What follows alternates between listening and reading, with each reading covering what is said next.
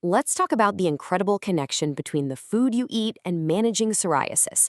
We're going to dig into how your diet can become one of your most powerful tools for healthier skin.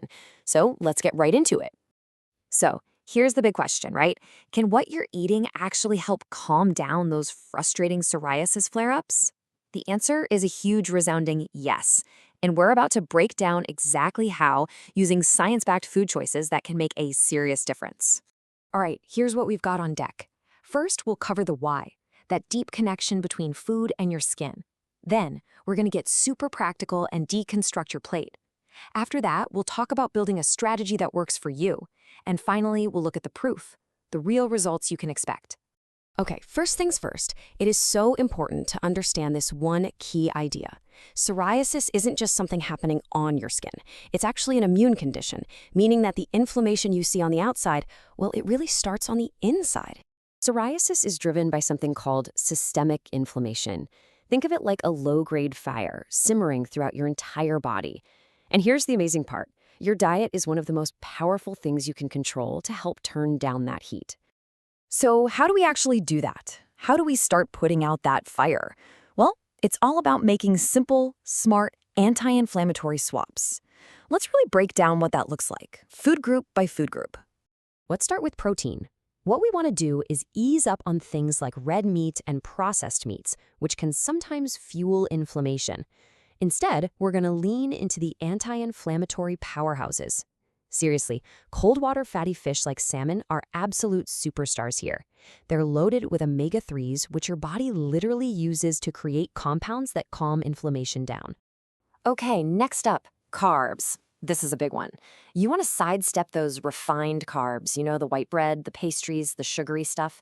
They can cause a super fast spike in your blood sugar, and that spike can actually trigger inflammatory signals in your body. The better choice? Whole grains like quinoa, brown rice, and oats. They give you steady energy without that inflammatory response. Now for fats. And remember, not all fats are bad. We just want to be smart about them.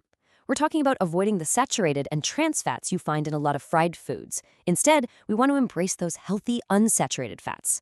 Think extra virgin olive oil, creamy avocados, and flaxseed oil.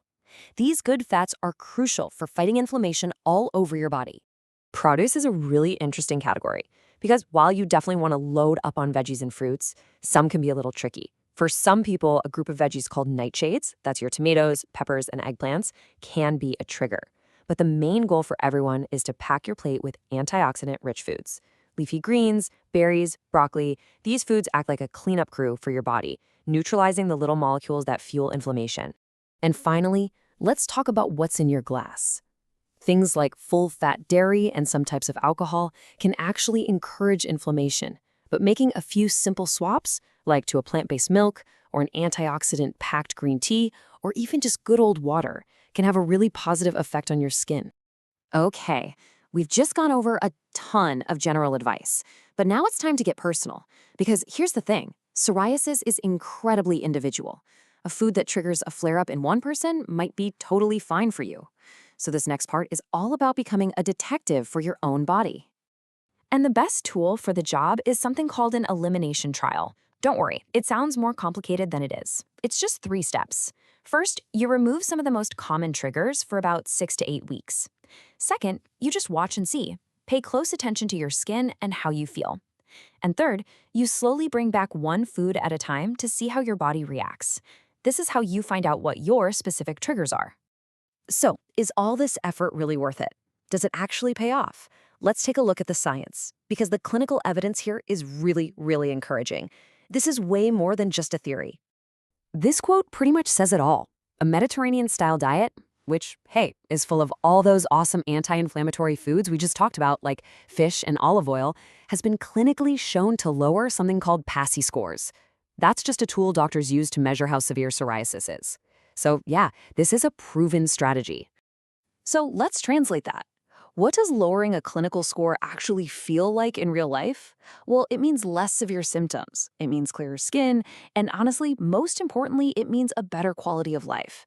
And that is the absolute end goal, isn't it? All right, so to wrap it all up, let's hit the big takeaways. Number 1, psoriasis starts with inflammation inside the body. 2, simple food swaps can be a game changer for managing your symptoms. 3, You can become your own health detective with an elimination trial. And 4, a Mediterranean diet isn't just delicious, it's clinically proven to help. So, I'm going to leave you with this final thought.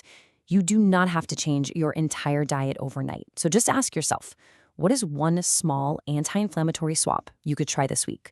Maybe it's having salmon instead of a burger, or grabbing a green tea instead of a soda. Remember, those small changes can lead to some really big, really amazing results.